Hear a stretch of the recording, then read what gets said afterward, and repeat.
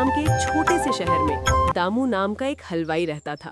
वो अपनी पत्नी राधा और बेटे गोपाल के साथ एक छोटी सी दुकान चलाता था। एक सुबह दामू जल्दी उठ गया। रेखा, मैं दुकान पर जा रहा हूँ। आज दिवाली का मौसम शुरू हो रहा है, बहुत काम होगा। जी सुनिए, खाना खाकर तो जाइए, और हाँ, चिंटू को भी साथ ले जाइएगा, उसे भी काम सिखाना है। ठीक है चिंटू, बेटा जल्दी तैयार हो जा, आज तुझे दुकान पर काम सिखाऊंगा। दामू और चिंटू दुकान पर पहुंचते हैं। बेटा देख, हमारी दुकान छोटी है, लेकिन हमारी मिठाई की गुणवत्ता सबसे अच्छी है। याद रख, ईमानदारी से काम करो तो भगवान भी साथ देते हैं। जी पिताजी। तभी दुकान पर एक आदमी आता है। ये शहर का सबसे बड़ा मिठाई व्यापारी सेठ मोतीलाल था। अरे दामू, सुना है तुम्हारी मिठाई बहुत स्वादिष्ट होती है। जी सेठ जी, आपका बहुत बहुत धन्यवाद। मेरी बेटी की शादी है अगले महीने, मुझे 500 किलो मिठाई चाहिए, क्या तुम बना सकते हो? 500 किलो? सेठ जी, इतनी बड़ी ऑर्डर? मेरी दुकान तो छोटी है। तो क्या हुआ, मैं अच्छा पैसा दूंगा, बाजार से 2 गुना दाम। सोच लो, ये तुम्हारे लिए बड़ा मौका है। दामू सोच में पड़ गया, ये बहुत बड़ा ऑर्डर था। सेठ जी, मुझे एक दिन का समय दीजिए, मैं सोच कर बताता हूँ। ठीक है, कल तक बता देना।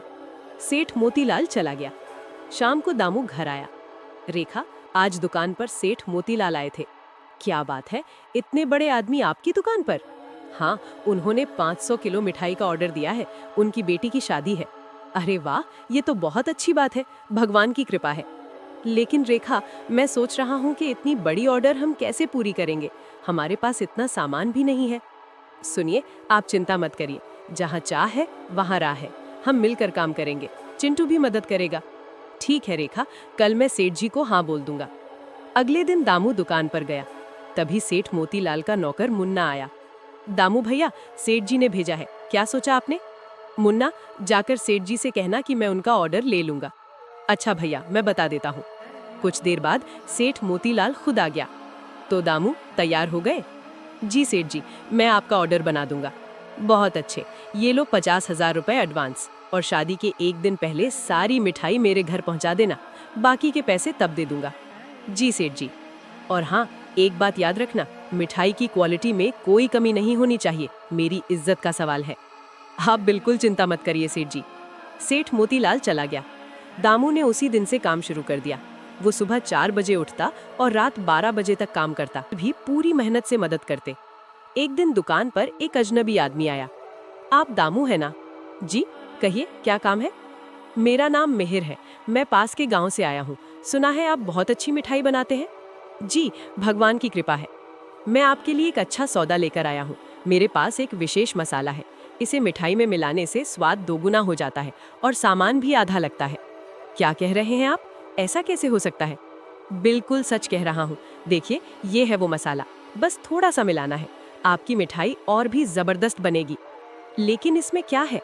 ये एक खास फॉर्मूला है, सारे बड़े हलवाई इस्तेमाल करते हैं, सिर्फ 5,000 रुपए में आपको दे दूंगा।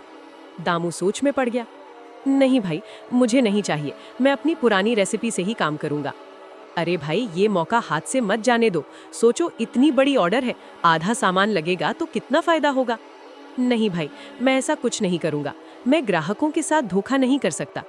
ठीक है, तुम्हारी मर्जी, लेकिन याद रखना, व्यापार में सिर्फ ईमानदारी से काम नहीं चलता।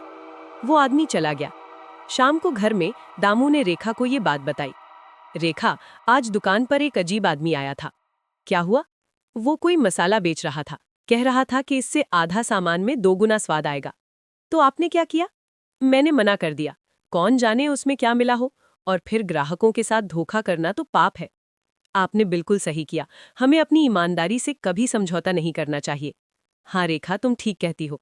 दिन बीतते गए, दामू दिन रात मेहनत करता रहा। आखिरकार शादी से एक दिन पहले सारी मिठाई तैयार हो गई।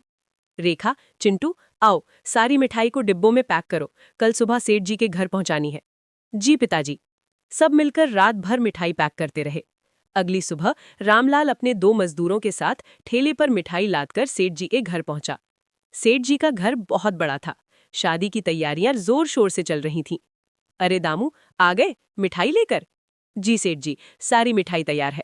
बहुत अच्छे, मुन्ना जाकर मिठाई उतरवा दे। मजदूरों ने सारी मिठाई उतार दी। सेठ जी ने एक डिब्बा खोलकर मिठाई चखी। दामू, ये तो वाकई बहुत स्वादिष्ट है। तुमने कमाल कर दिया। शुक्रिया सेठ जी, आपका आशीर्वाद है।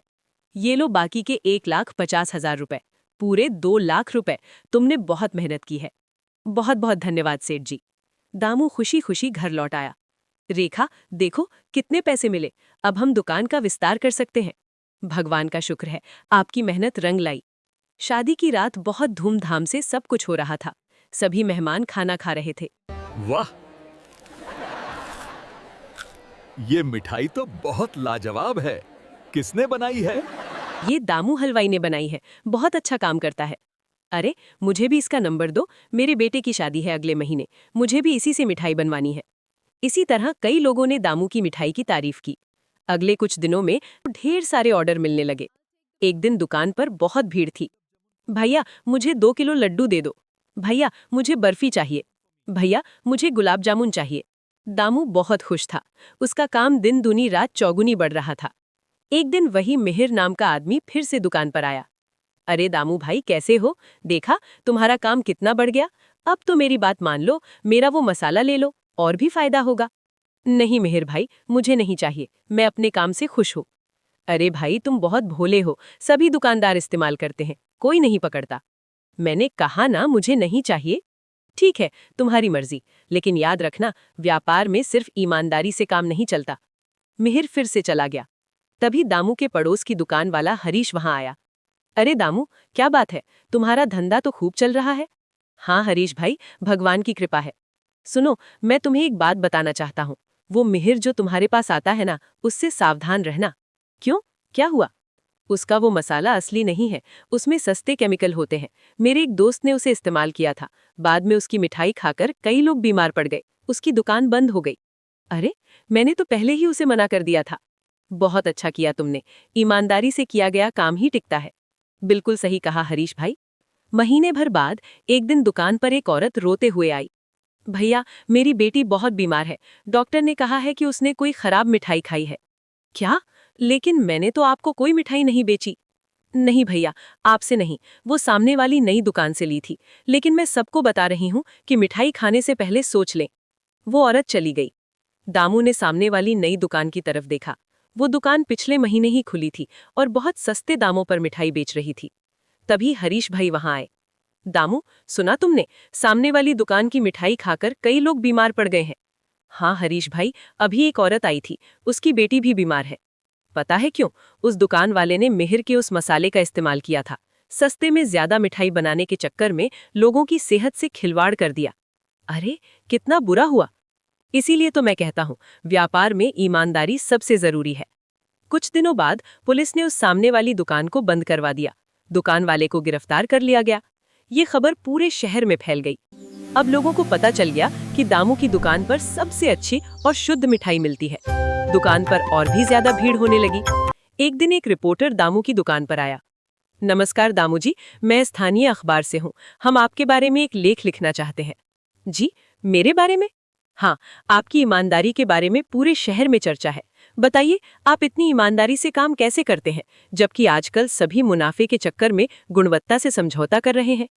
देखिए, मेरे पिताजी ने मुझे सिखाया था कि ईमानदारी से की गई मेहनत कभी बेकार नहीं जाती। मैं अपने ग्राहकों को वही चीज देता हूँ जो मैं अपने परिवार को खिलाऊंगा। बहुत अच्छी बात। और आपको कभी शॉर्टकट लेने का मन नहीं हुआ? मन तो होता है, कभी कभी लगता है कि दूसरे लोग जल्दी आगे बढ़ रहे हैं, लेकिन फिर मुझे याद आता है कि अगर मैं ईमानदारी छोड़ दूंगा तो मेरी पहचान क्या रह जाएगी। पैसा तो आता जाता रहता है, लेकिन इज्जत एक बार गई तो वापस नहीं आती। वाह, बहुत अच्छा जवाब। अगले दिन अखबार में दामू की कहानी छपी। पूरे शहर में उसकी चर्चा होने लगी। अगले कुछ महीनों में जिला उद्योग विभाग ने दामू को सर्वश्रेष्ठ लघु उद्यमी का पुरस्कार दिया। पुरस्कार समारोह में दामू ने अपनी